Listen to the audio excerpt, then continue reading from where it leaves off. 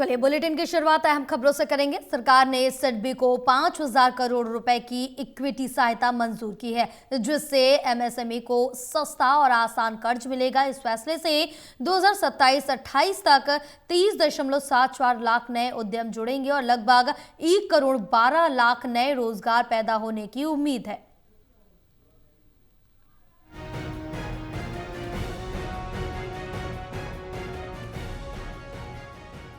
केंद्र सरकार ने भारतीय लघु उद्योग विकास को 5,000 करोड़ रुपए की इक्विटी सहायता देने को मंजूरी दे दी है। ये फैसला प्रधानमंत्री नरेंद्र मोदी की अध्यक्षता में हुई केंद्रीय मंत्रिमंडल की बैठक में लिया गया। सरकार का मानना है कि इस कदम से सूक्ष्म, लघु और मध्यम उद्योगों को ऋण उपलब्धता बढ़ेगी और उन्हें कम ब्याज दरों पर वित्तीय सहायता मिल सकेगी। आधिकारिक प्रेस विज्ञप्ति के अनुसार ये राशि वित्तीय सेवा विभाग के जरिए सिडबी में 3 किश्तों में डाली जाएगी।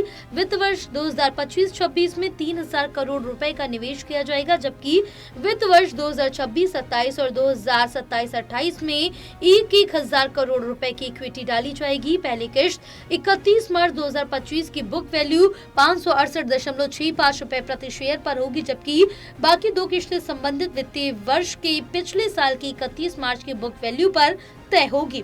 सरकार के अनुसार इस अतिरिक्त पूंजी में सिडबी को बाजार से कम लागत पर संसाधन जुटाने में मदद मिलेगी। इससे बैंक एमएसएमई सेक्टर को ज्यादा प्रतिस्पर्धी ब्याज दरों पर कर्ज दे सकेगा। मौजूदा समय में एमएसएमई देश की अर्थव्यवस्था की रीढ़ माने जाते हैं और रोजगार सृजन में इनकी भूमिका बेहद अहम है। बताया गया कि इस इक्विटी निवेश के बाद वित्त वर्ष 2024-25 के अंत तक जिन 76.26 लाख एमएसएमई को वित्तीय सहायता मिल रही है, उनकी संख्या बढ़कर वित्त वर्ष 2027-28 के अंत तक करीब 1.02 करोड़ तक पहुंच सकती है, यानी लगभग 25.74 लाख नए एमएसएमई को सिडबी के जरिए औपचारिक वित्तीय प्रणाली से जोड़ा जाएगा।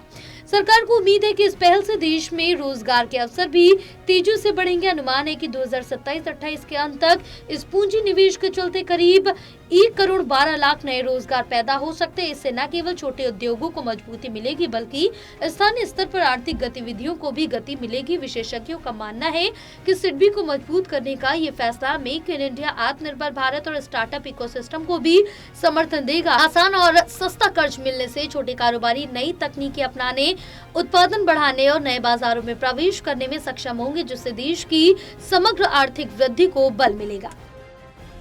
National desk report, total news.